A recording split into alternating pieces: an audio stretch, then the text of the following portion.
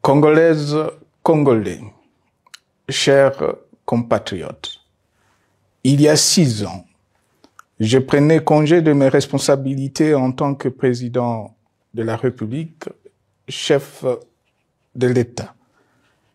Et fait inédit dans notre pays, en près de 60 ans d'indépendance. J'ai passé pacifiquement la main à un nouveau chef d'État. Depuis lors, je m'étais imposé un strict devoir de réserve, y compris quand j'ai fait l'objet, directement ou par mes proches interposés, de provocations, de déni de droit, d'humiliation, d'imputations dommageables et d'autres multiples atteintes à ma dignité. D'abord, parce que je suis convaincu que le temps est le meilleur allié de la vérité, un antidote lent mais puissant contre le venin du mensonge et de la délation.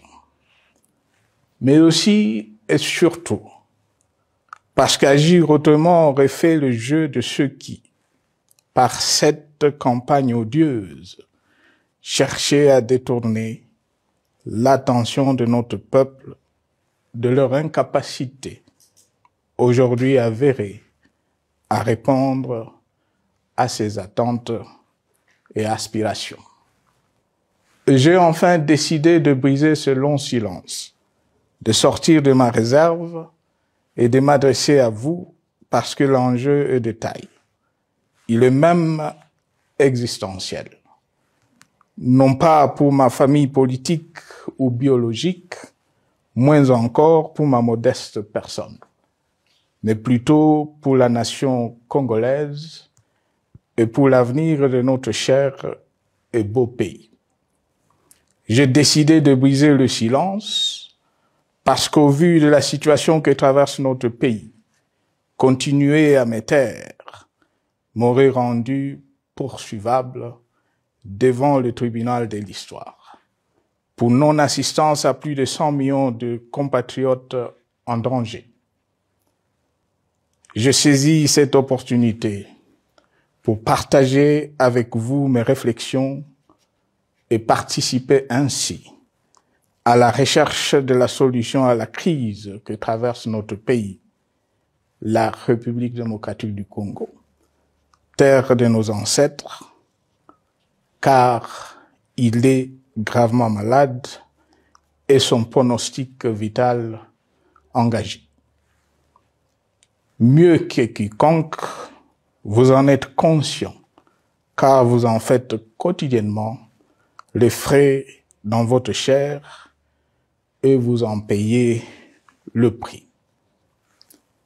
Mes chers compatriotes, vu l'importance stratégique de notre pays et le rôle qu'il est appelé à jouer, j'avais, de l'avènement au pouvoir du chef de l'État actuel, conclu avec lui un accord donnant naissance à la coalition entre nos forces politiques respectives.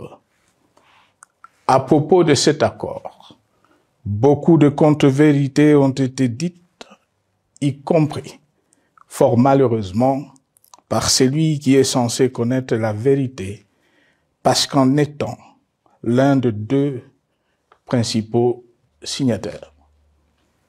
En attendant qu'au moment opportun, la vérité soit rétablie, preuve irréfutable à l'appui, permettez-moi pour l'instant d'affirmer qu'en ce qui me concerne, la conclusion de cet accord n'avait pour seule motivation que l'intérêt supérieur de la nation.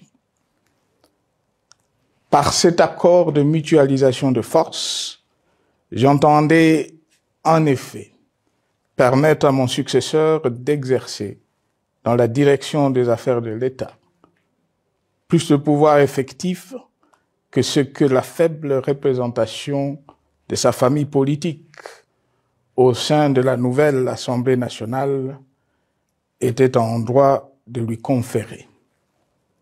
Je voulais par ailleurs faciliter le fonctionnement harmonieux des institutions et éviter à la nation, comme à notre jeune démocratie, d'éventuelles crises politiques qui leur auraient été fatales. Cette première alternance pacifique et civilisée à la tête du pays avait suscité d'autant plus d'espoir qu'en janvier 2019, notre pays s'est trouvé en bien meilleur état qu'au moment de ma propre accession à la magistrature suprême en janvier 2001. Alors que j'avais trouvé un pays au bord de l'implosion, miné par une longue dictature et des guerres, sans institutions républicaines, économiquement en faillite et socialement déchiré. Bref, un pays dont l'incertitude de lendemain menaçait la stabilité de toute la région. Le 24 janvier 2019, j'avais en effet légué un bien meilleur héritage à mon successeur, à savoir un pays réunifié, largement pacifié et dont les limites territoriales correspondaient exactement à celles qu'elles étaient au 30 juin 1960. Une nation reconstituée, réconciliée et fière de sa diversité. Un État doté d'une constitution progressiste et des institutions fonctionnant harmonieusement.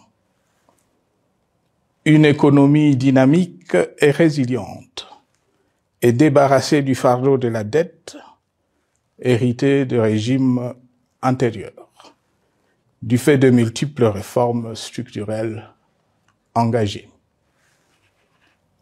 Une armée nationale républicaine de plus en plus professionnelle et capable de relever le défi de la défense de l'intégrité du territoire national. Une démocratie en constante consolidation, avec notamment l'organisation sur fonds propres d'un troisième cycle électoral.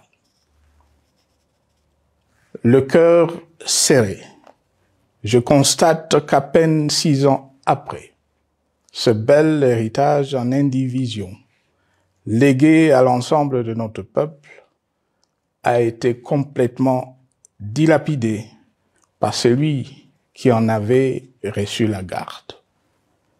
Que notre pays offre un spectacle de plus désolant et qu'il suscite d'autant plus de désespoir au sein de notre peuple et de pitié et de moquerie à travers le monde, que l'inconscience de ses dirigeants ne permet aucun espoir de redressement. Cette détérioration rapide de la situation générale du pays est principalement due à l'inverse du pouvoir sans limite. Le nouveau dirigeant s'illustre en effet par une série de remises en cause, reniements et violations intentionnelles de la Constitution, avec en toile de fond la volonté irrésistible de concentrer tout le pouvoir entre les mains d'un seul homme, au mépris du pacte qui cimentait la cohésion de notre peuple. Le premier acte de remise en question de ce pacte républicain, véritable socle de stabilité et de cohésion nationale, a consisté à violer délibérément la Constitution et les lois pertinentes lors du premier remaniement de la Cour constitutionnelle par le président de la République. La violation de ce texte juridique, fondement de tout état de droit, pour de simples raisons de confort politique est devenue, depuis lors, une marque distinctive de la gouvernance de notre pays. Dans le même esprit, en décembre 2020, il fut organisé un coup d'État institutionnel à la suite du renversement en pleine mandature d'une majorité parlementaire, pourtant dévolue par le peuple souverain, ainsi que le gouvernement qui en était issu. S'en sont ainsi suivis la nomination illégale de membres de la Commission électorale nationale indépendante, ainsi que le simulacre des élections de décembre 2023, organisées en violation du cadre juridique et de normes internationales pertinentes, qui, par une ampleur sans précédent de la fraude, ont amplifié l'illégitimité des institutions et de leurs animateurs.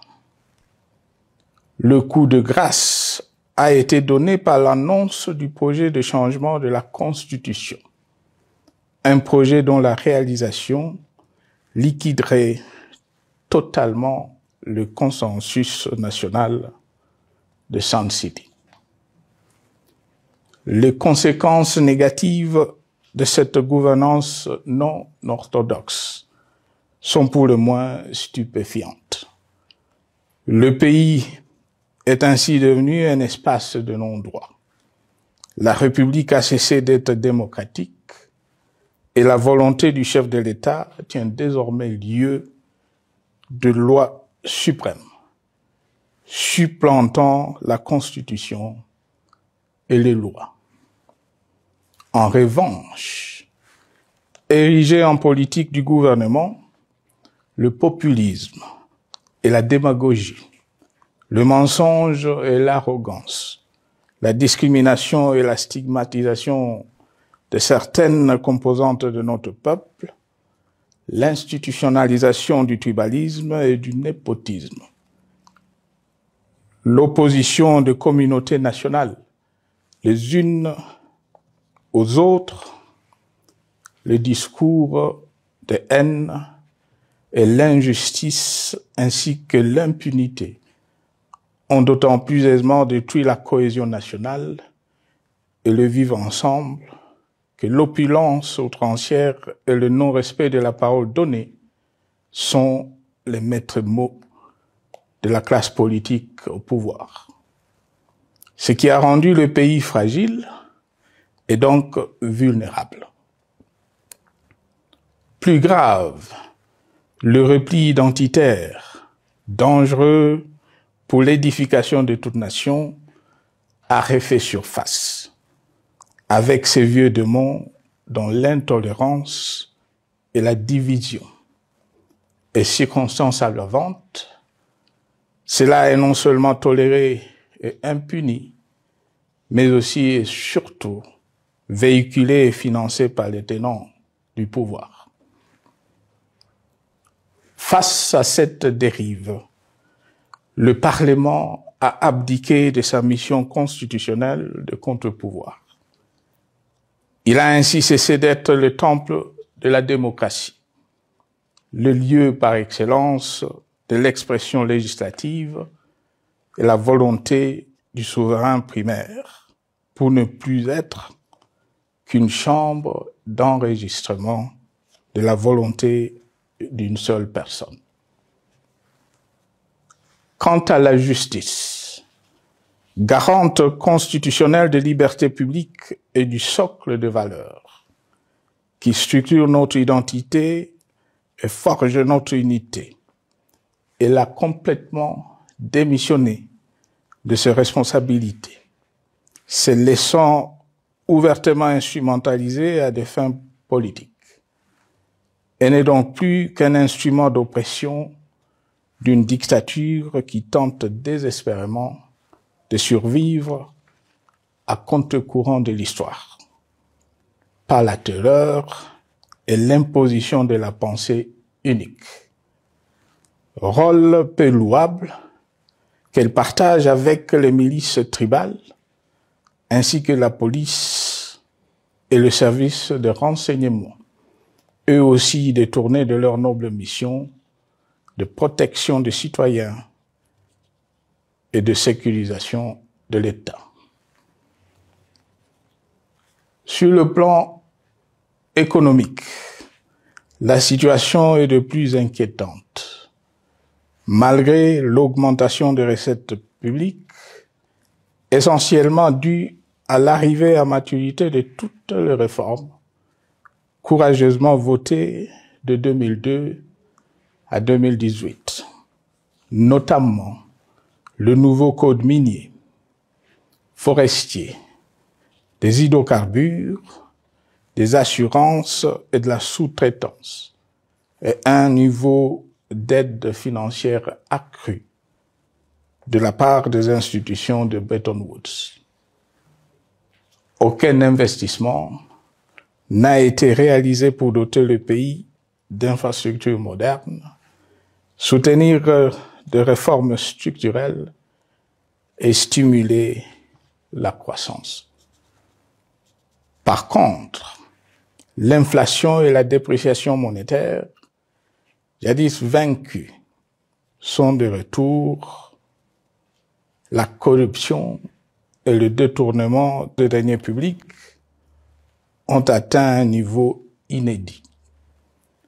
Et l'endettement public que nous avions maîtrisé de 2010 a de nouveau grimpé en flèche, dépassant la barre de 10 milliards de dollars et suscitant des inquiétudes légitimes quant à la solvabilité à moyen et long terme du pays. Les conséquences sur le plan social sont aussi dramatiques. Aggravation du chômage, accumulation des arriérés des salaires des agents de l'État, baisse drastique du niveau de vie de la population et recrudescence du banditisme urbain, de l'exode rural et de la famine dans un nombre croissant de provinces. Les Congolais sont désormais en proie à une véritable angoisse existentielle. Parmi les victimes résignées de ce gâchis se trouve en bonne place notre jeunesse, qui a été pourtant de tout le combat démocratique et qui a beaucoup cru aux vertus de l'alternance pacifique. Aujourd'hui, sans repère ni perspective sérieuse du lendemain, ils se sont abandonnés, laissés à la merci des entrepreneurs de conflits et de vendeurs d'illusions de tous bords. Rien de ce qui lui a été promis depuis 6 ans n'a été réalisé. À cette jeunesse désabusée, comme à l'ensemble de notre peuple, nous tenons à donner une assurance. L'échec d'un régime compromet, mais ne scelle pas définitivement le sort d'un peuple. Mes chers compatriotes, s'agissant de la situation sécuritaire, dans les grandes agglomérations comme dans nos campagnes, elle est partout plus que préoccupante. C'est le cas notamment au nord Kivu, au sud Kivu, en Ituri, au Maniema, au Tanganyika, au Katanga et au Mai-Ndombe, province pourtant voisine de Kinshasa, capitale du pays et siège des institutions.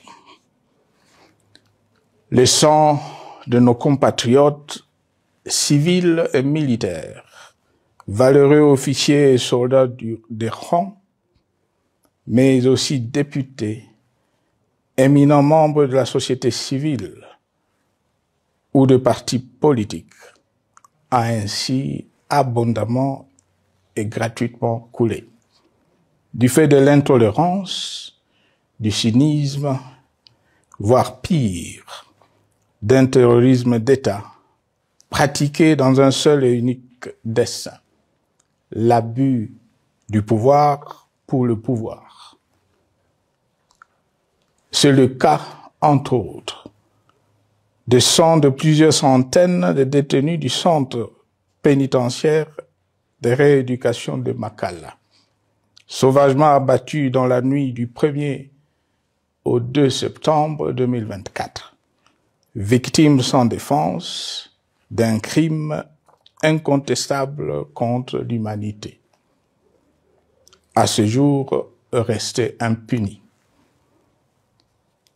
Il en est de même de membres de la secte mystico-religieuse Wazalendo de Goma, de jeunes de la Junafek à Lubumbashi et du massacre des adeptes de l'église Mbidi à Kilwa. Cette déliquescence de la situation sécuritaire est due à la mauvaise gouvernance du pays qui, dans ces secteurs, est aujourd'hui caractérisée par une formation militaire bâclée, des recrutements et mises en place ethniquement motivés, ainsi que par l'emprisonnement sans jugement, aussi bien de plusieurs militaires et officiers de haut rang que des agents de l'ordre et de sécurité, majoritairement swahiliphones. Bien plus, à l'armée nationale, bouclier de la nation, instrument de préservation de l'indépendance nationale et de l'intégrité territoriale, il a été substitué de bandes de mercenaires, de groupes armés, de milices tribales et de forces armées étrangères, qui ont non seulement montré leurs limites, mais aussi enfoncé le pays dans un chaos indescriptible. L'État a ainsi perdu le monopole de la violence légitime en sous-traitant aux groupes armés, autrefois maîtrisés, le maintien de l'ordre public et de la tranquillité nationale. Et comme si cela ne suffisait pas, l'armée nationale est vilipendée, conspuée et tournée en dérision par les autorités qui n'assument jamais rien alors qu'elles sont censées veiller à sa consolidation et à sa respectabilité. Pour les avoir formés, commandés et conduits au front, je connais nos soldats, boucs émissaires aujourd'hui de toutes les contre-performances enregistrées sur les champs de bataille.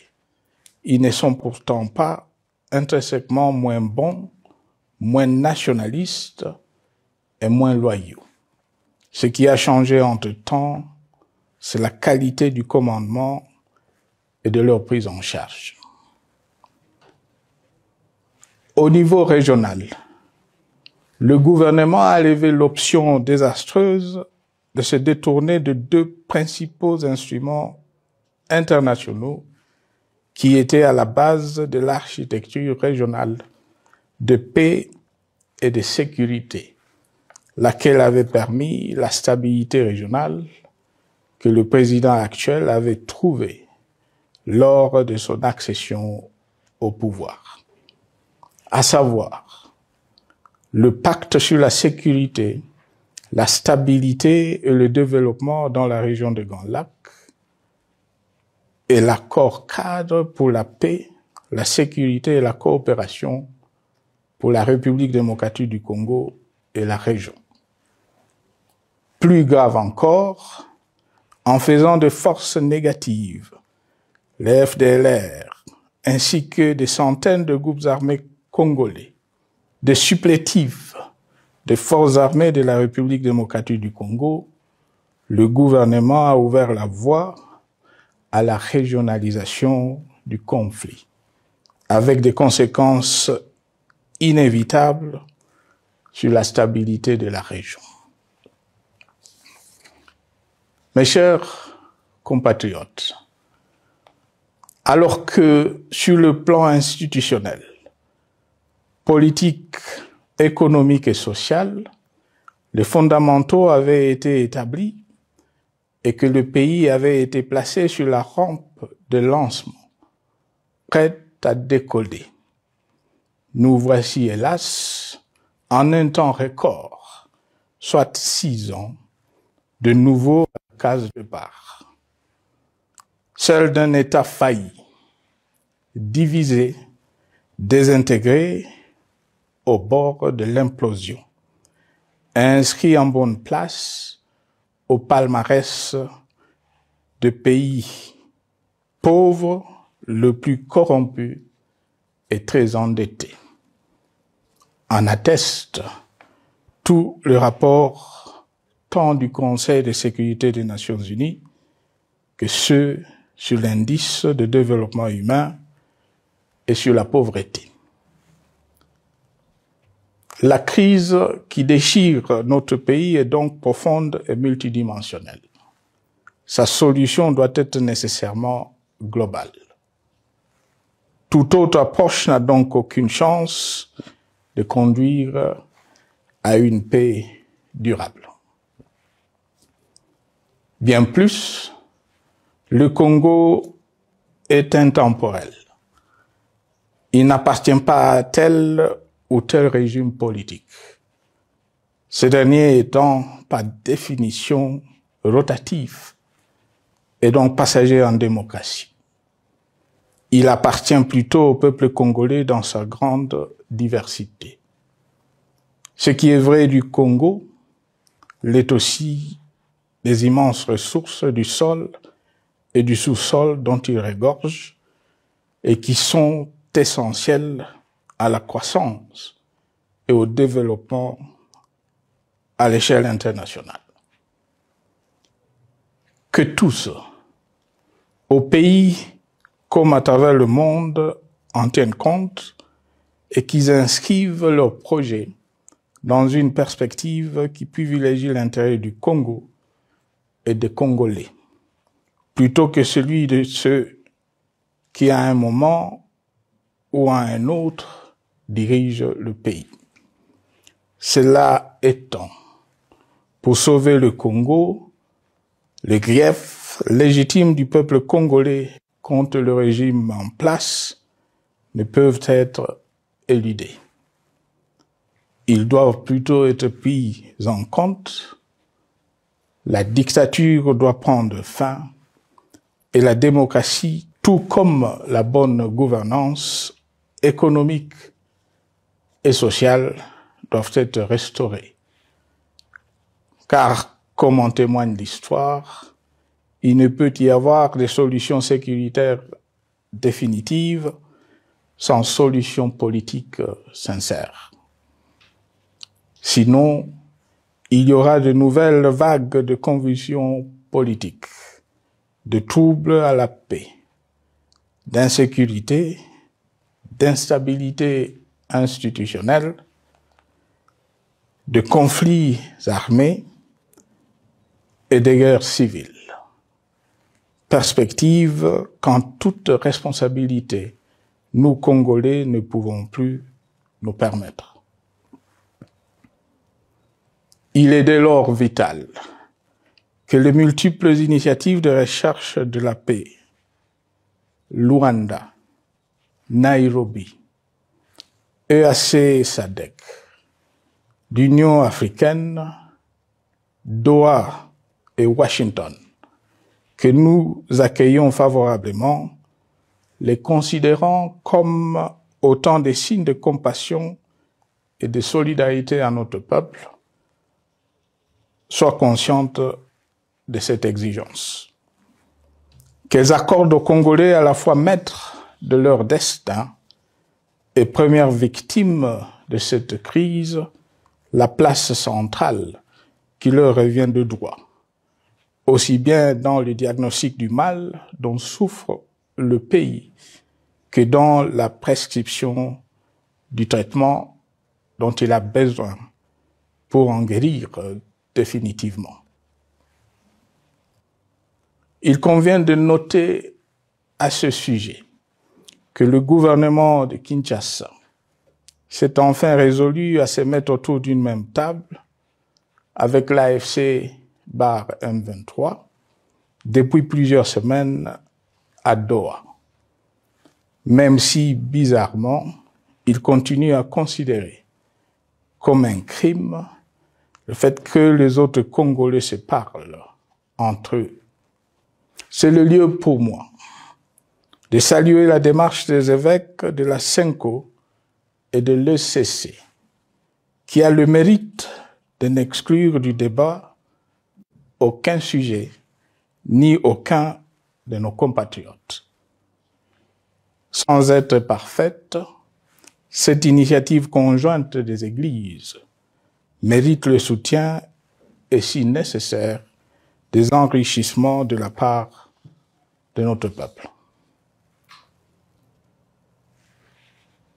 Mes chers compatriotes, une fois n'étant pas coutume, il convient de dénoncer la falsification de l'histoire par ceux dont le jeu pervers dans l'opposition naguère, comme aujourd'hui au pouvoir, a consisté et consiste encore à calomnier, à diffamer, à diaboliser et à diviser pour gagner et régner, à se défausser sur les autres pour justifier leur contre-performance, quelles qu'en soient les conséquences sur la cohésion nationale ou en termes de vies humaines injustement brisées ou perdues.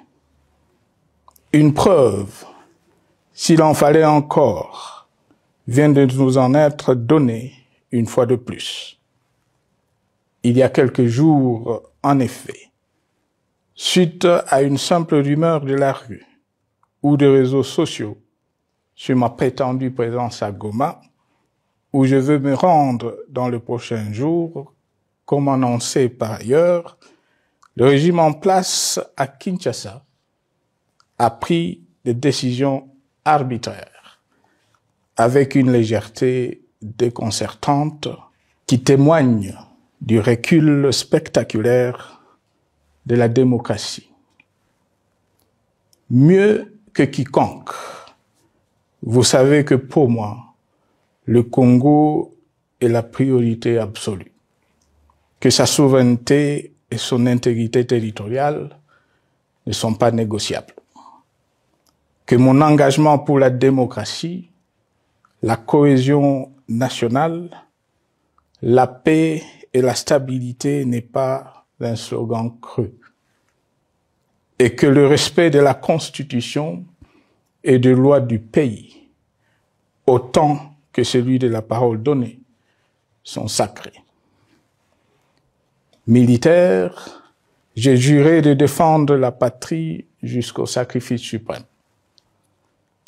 Hier au pouvoir, aujourd'hui en dehors du pouvoir, je demeure plus que jamais fidèle à ce serment.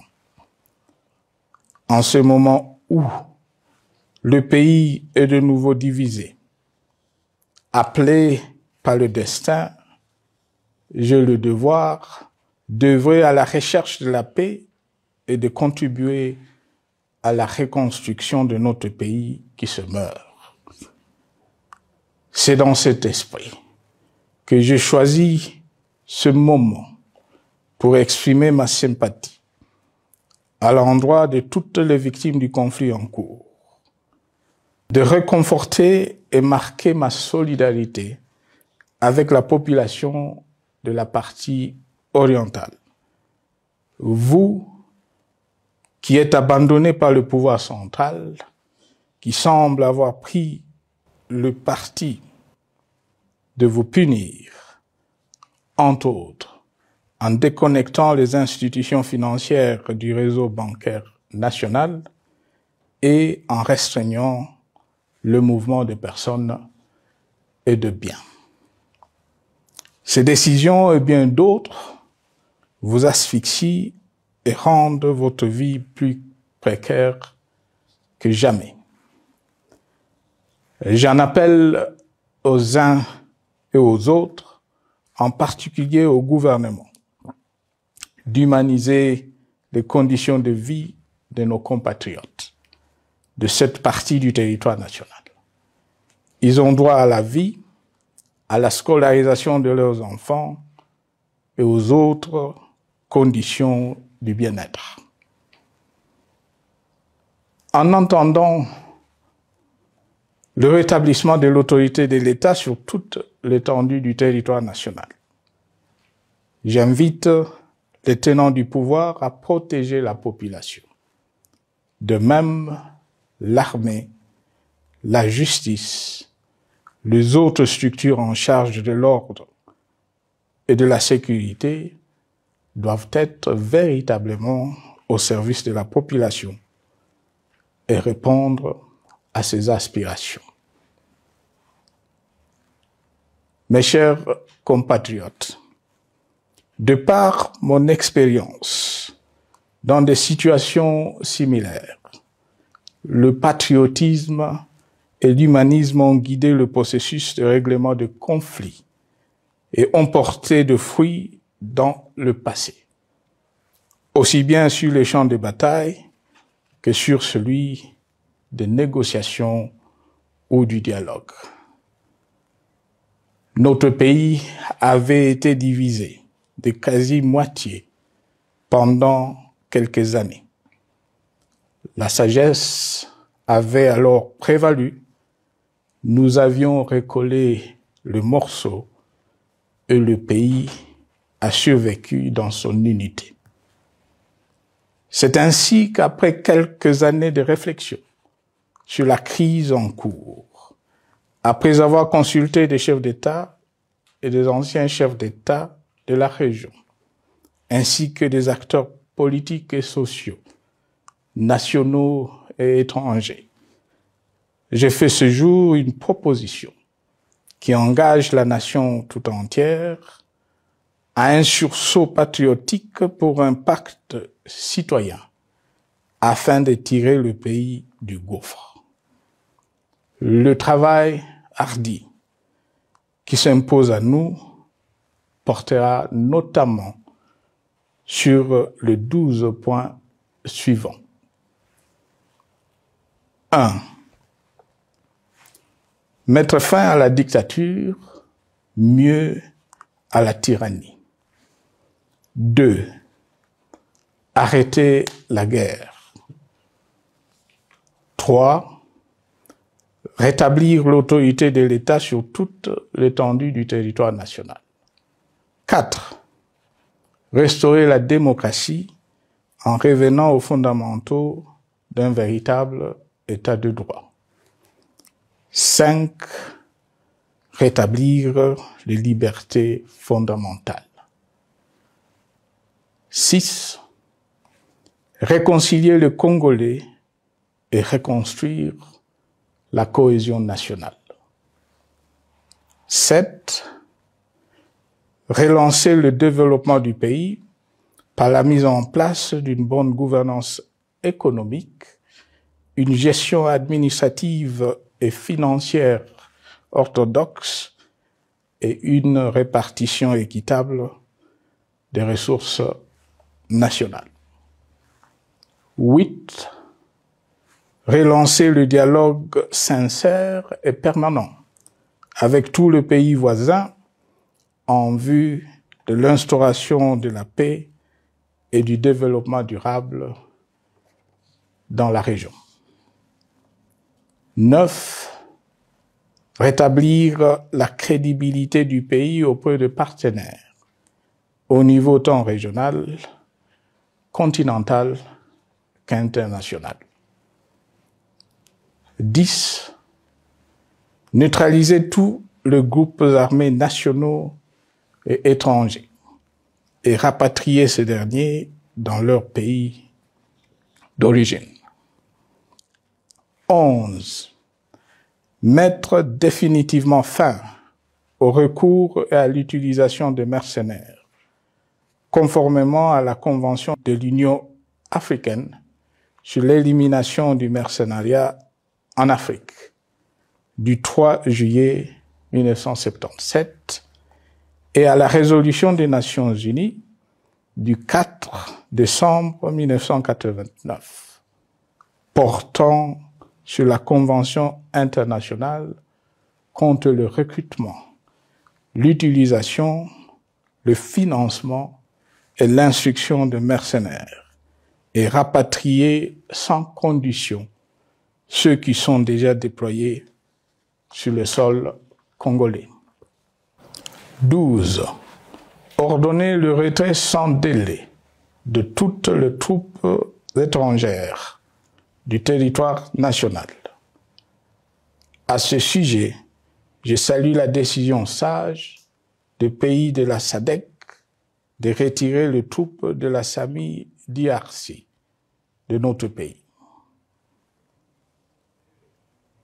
Vu l'immensité de la tâche ainsi décrite, je lance un appel solennel à tous les Congolais, sans distinction de sexe, d'ethnie, d'âge, de classe sociale, de zone géographique ou d'appartenance politique, qui aiment passionnément le Congo, qui sont prêts à tous les sacrifices, qui adhèrent sans réserve au pacte républicain de Sun City et qui tiennent au respect de la Constitution du 18 février 2006 à se dire autour de ces objectifs.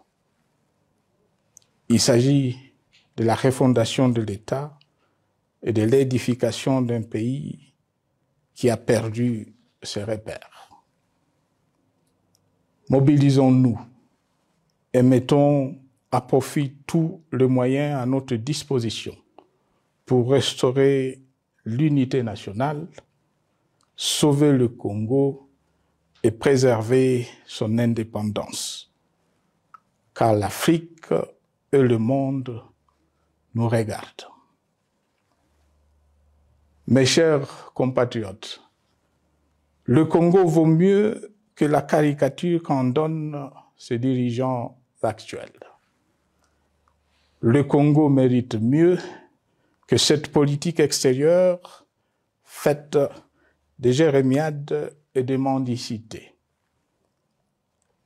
J'ai donc la ferme conviction que le peuple congolais est capable, aujourd'hui comme en 1960, de vaincre le démon de la division, qu'il est capable aujourd'hui, comme au cours de la décennie 90, de vaincre la tyrannie et la tentation du pouvoir absolu. Qu'il est capable aujourd'hui, comme en 2003, de prendre le dessus sur ce qui nous divise et de mettre fin à la violence armée qui oppose ses enfants. Pour y parvenir, chacun doit jouer sa partition. Je m'engage à jouer la mienne. Que Dieu bénisse la République démocratique du Congo, qu'il bénisse individuellement chacun de vous. Je vous remercie.